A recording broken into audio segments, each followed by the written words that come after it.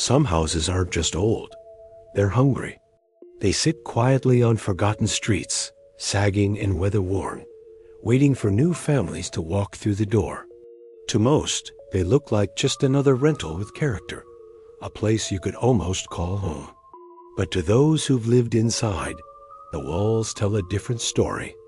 A story not of creaking pipes and settling wood, but of something that never left.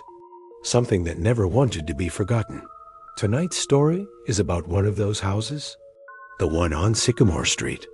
If you enjoy chilling stories like this, make sure to hit that like button, subscribe, and turn on notifications. You won't want to miss the nightmares we have coming. When I was 9, the world felt simultaneously vast and incredibly small, confined to the borders of my neighborhood. It was the year my mom, my little sister Clara, and I moved into the house on Sycamore Street. It was a rental, a small, 2-story clapboard house that was probably charming in its youth, but had settled into a kind of weary slump. My mom said it had character, which I later learned was adult speak for old and falling apart.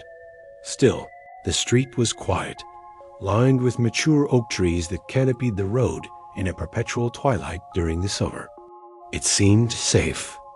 From the beginning, though, the house spoke its own language. It was a constant symphony of groans from the floorboards, sighs from the pipes, and a low, almost imperceptible hum from the walls at night. Mom dismissed it all with a wave of her hand. "It's an old house, honey," she'd say, her voice tired from working double shifts at the diner. Old houses make noises, but some of the things I began to experience didn't sound like house noises. They sounded like intention. It started subtly. I'd leave a book on my dresser and find it on the floor.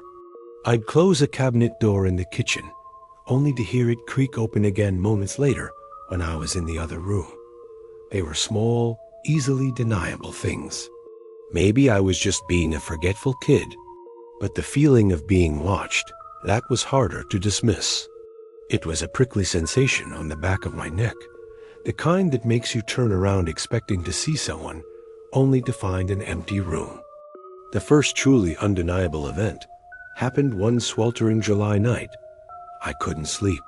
The air was thick and still, and the only light in my room came from the glow-in-the-dark stars I'd painstakingly stuck to my ceiling.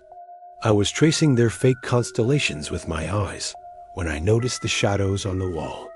The trees outside swayed in the gentle breeze, their branches making dancing, skeletal figures. Told myself that's all it was. But then my eyes fixed on one shadow in the corner, down low by my wooden toy chest. It was different. While the other shadows moved, this one was static, a dense, unmoving blot of darkness that seemed to absorb the faint light around it. It had a vaguely human shape, hunched and low to the ground. At first, I thought it was a pile of clothes I'd left out. I almost laughed at myself for being such a scared kid, but I knew I hadn't left anything there. I stared, my heart thumping a nervous rhythm against my ribs, trying to make its form resolve into something familiar. Then I blinked, a long, slow blink, and when my eyes opened, it was gone. The corner was just a corner again. A profound coldness washed over me, a chill that had nothing to do with the air temperature and everything to do with the space the shadow had occupied. I pulled the blanket over my head and didn't emerge until the sun was streaming through my window.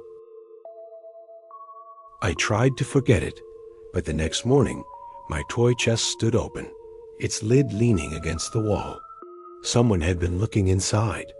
I never, ever left it open. Mom had a strict rule about it, and the memory of her yelling was enough to ensure I always closed it tight.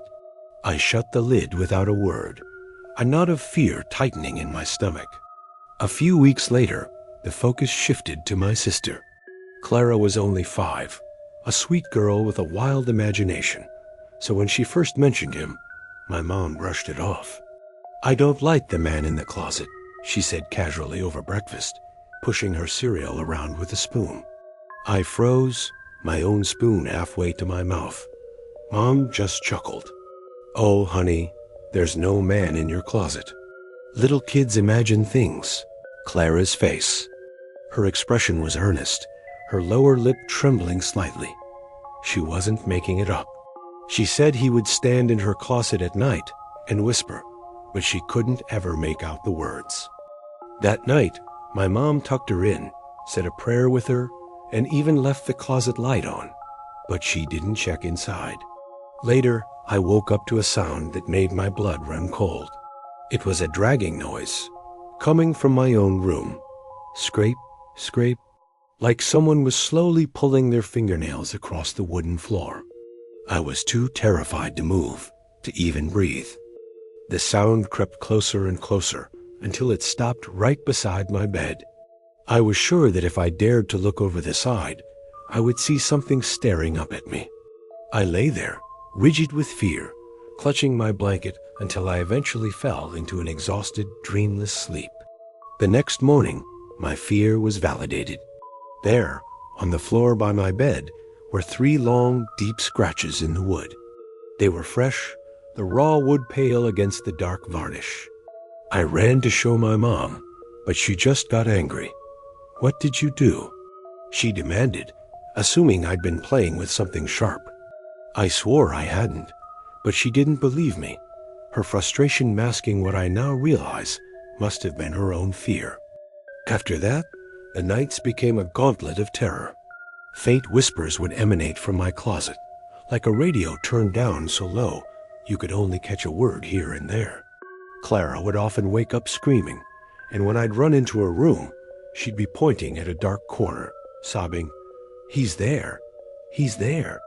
I never saw him, not clearly, but I believed her. I felt him.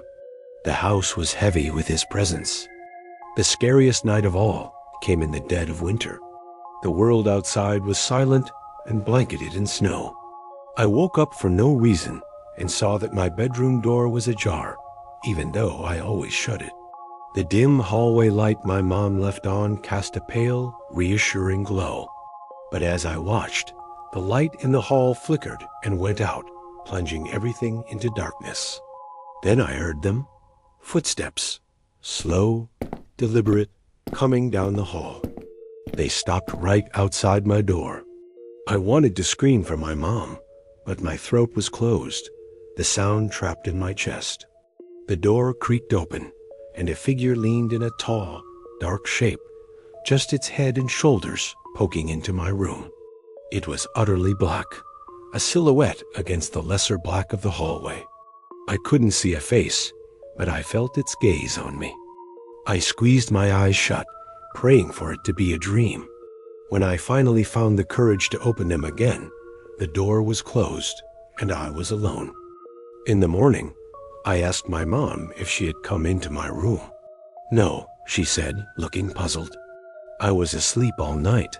Clara told us she saw the man again, this time standing right beside her bed.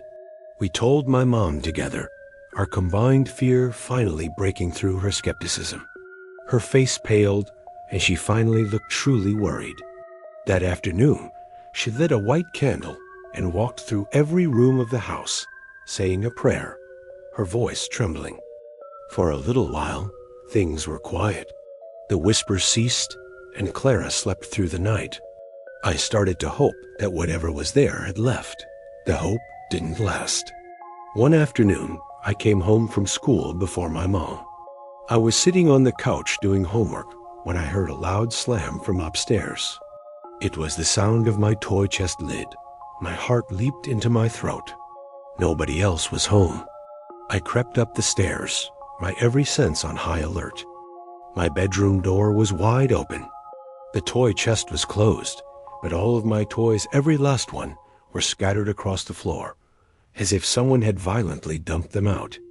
I backed away slowly, ran out of the house, and waited on the porch steps until my mom's car pulled into the driveway.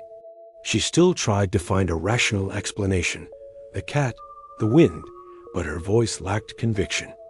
We moved out 6 months later. Years passed, and I rarely spoke of that house. Then one day, When I was in college, I asked my mom if she ever really experienced anything there.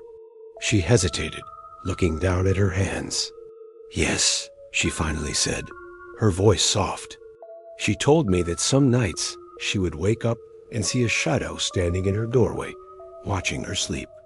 She never told us because she didn't want to scare us, but she admitted she always believed there was something deeply wrong with that house. Some houses aren't just old, they're hungry.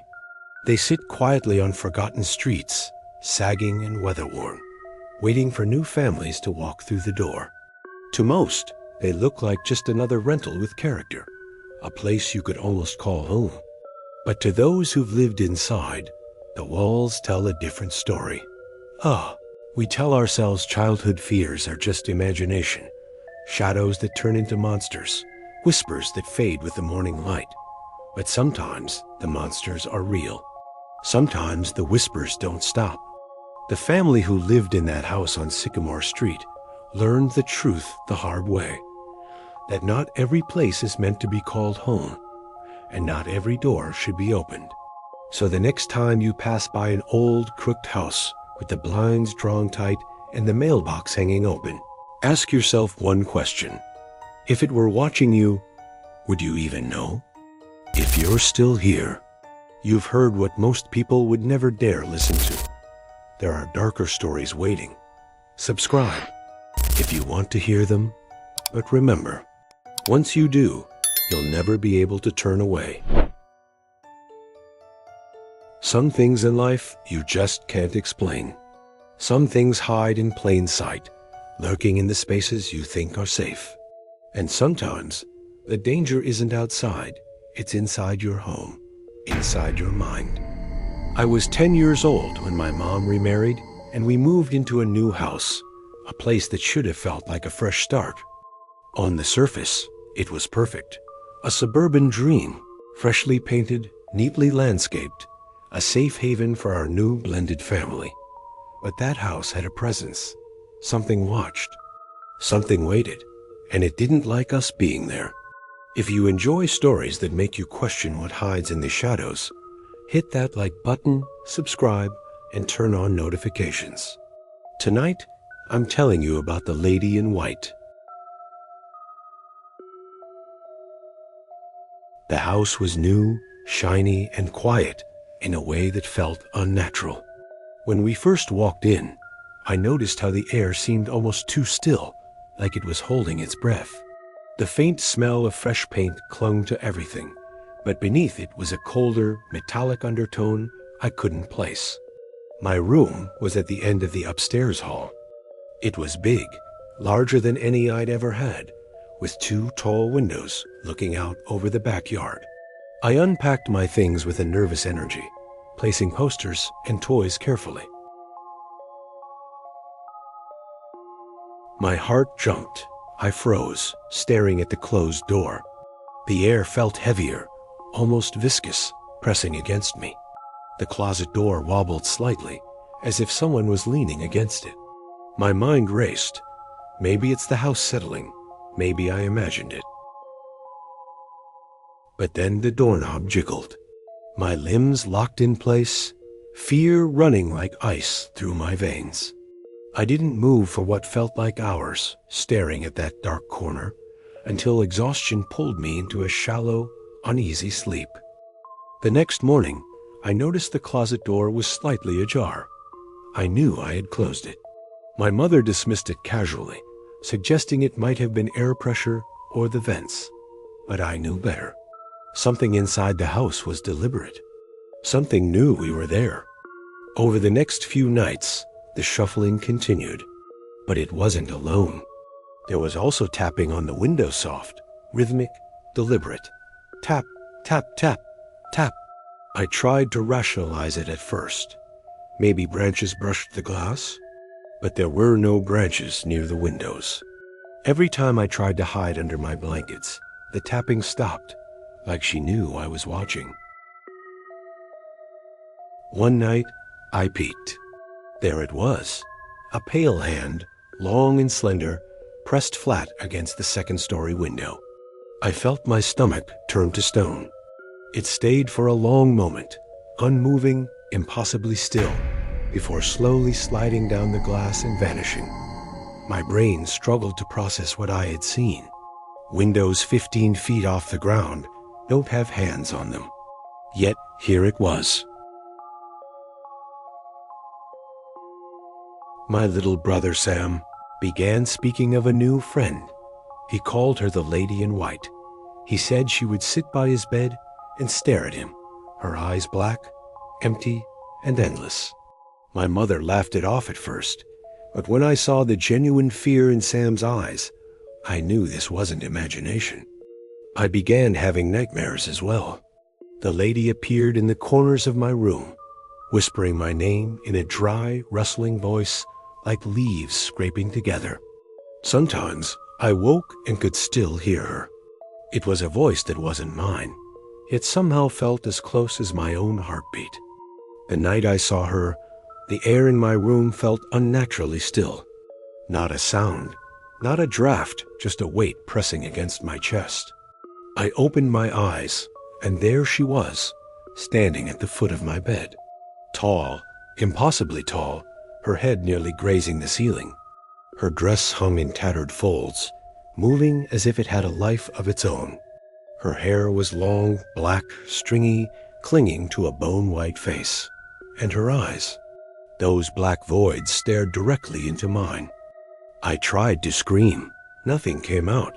My limbs refused to obey. I shut my eyes tightly, willing her to vanish. When I dared to open them again, she was gone. The closet I had barricaded every night stood wide open.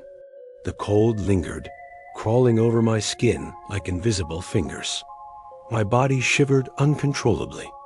That night, I learned that fear could be so complete it seemed to warp reality itself. The storm came a week later. Wind shrieked like 1,000 voices. Rain beat against the windows in relentless sheets. I woke to the sound of my window slowly unlocking and sliding open by itself. And then she entered. She floated, her feet never touching the floor, gliding toward my bed with deliberate calm. Her face leaned inches from mine. The cold radiating from her seemed to seep into my chest, filling me with an unnatural dread. I screamed a sound I didn't even recognize as my own. My mother and David rushed in, flipping on the lights. She was gone. The window was closed and locked. My mind couldn't make sense of it. They told me it was a night terror. I knew it wasn't. My body remembered the weight of her gaze, the hollow emptiness of her black eyes, and the cold that followed her presence.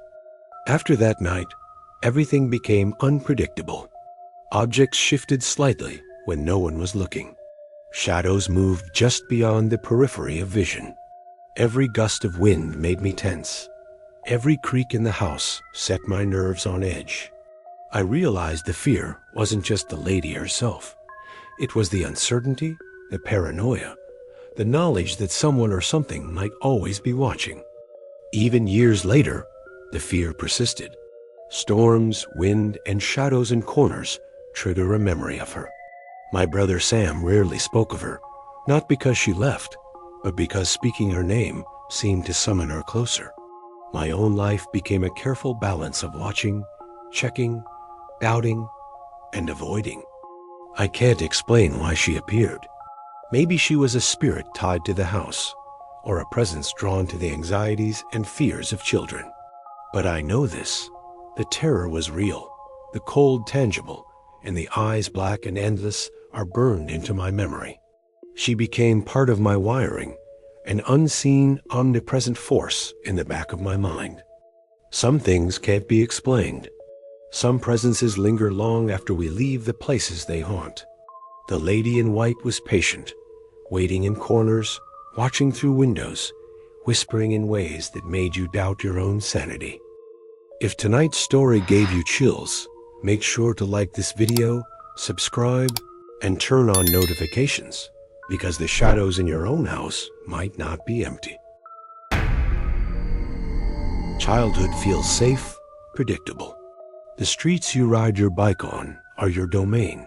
The trees, mailboxes, and cracks in the sidewalk, all mapped in your mind. But sometimes, the familiar hides the impossible. I learned that lesson when I was 8, and a man appeared in a driveway on my block, a man who shouldn't have been there, and yet somehow knew me. I rode my bike every afternoon, mastering every curve of the sidewalk, every invisible obstacle that a child notices but adults overlook. That corner house was always in my peripheral vision, a modest home, freshly painted, with a long sloping driveway and a perfectly trimmed lawn. On any other day, it would have been ordinary, but the man on the driveway wasn't. He stood in the exact same spot every day, hands in pockets, hat shading his face, a slight tilt of the head like he was analyzing me. When I rode by, he would wave, call out a warm, "Hi there," and return to his silent watch. Something about it felt wrong, yet I felt drawn to notice him every day. Even at 8, I knew that sometimes the smallest details hide the biggest dangers. It wasn't his presence alone that unnerved me. It was what he seemed to know. He would comment on my school project, notice the new bell on my bike, even remark on my father's newly purchased sedan. I hadn't told anyone, yet he knew. My child's mind rationalized it. Maybe he was just observant. Maybe he'd seen me riding by enough times to remember the details. But deep down, a prickling unease grew with each encounter. I began noticing oddities, the way he seemed to anticipate my arrival, the exact timing of when I passed by, the subtle twitch in his posture when someone else appeared in the street. Something about him wasn't just watchful, it was deliberate. He was cataloging me, memorizing patterns, almost like a predator studying prey. One week, he wasn't there. The driveway sat empty, the curtains drawn. I pedaled past, hesitant, the absence gnawing at me like a cold wind. For days, I scanned the street, imagining shadows in windows, glimpses of movement where nothing existed. When a woman appeared tending flowers in the backyard, I watched from behind a bush, heart hammering. Her calm demeanor contrasted with the storm of confusion inside me. I began to see patterns in everything, the angles of the windows, the reflection of trees and glass, the faint tracks in the grass. I felt eyes on me, even when no one was there. Every shadow seemed to stretch longer. Every sound became amplified. The man's absence was worse than his presence. It left a void filled with tension and paranoia. Curiosity eventually overpowered fear. I waited until my mother wasn't outside, then pedaled to the end of the driveway. The house loomed larger than I remembered, its details sharper, cracks in the pavement, slightly rusted gate hinges, an unkempt flower bed. The woman noticed me and asked calmly, "What are you doing back here?" I told her about the man, how he waved, how he spoke my name, how he knew things I hadn't shared. She listened silently, then said, "The man you're describing, that was my husband, Harold. He died last year." The world tilted. Everything I had believed about the driveway, about my daily routine, about what I saw, crumbled. I asked to see a photograph. She returned with a small silver frame. Harold's face matched the man I had seen every day, the same smile, the same worn hat.